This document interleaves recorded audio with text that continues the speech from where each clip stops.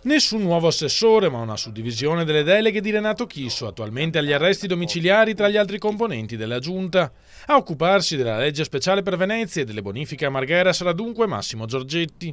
La priorità è innanzitutto quella di mettere in fila le carte, perché credo che dopo tutto quello che è successo sia necessario riprendere il filo partendo da dati oggettivi, quindi incontrando i dirigenti, vedendo i programmi che erano in corso, confrontandomi al più presto con il Comune di Venezia per proseguire anche il tema delle bonifiche e del recupero dell'area Marghera.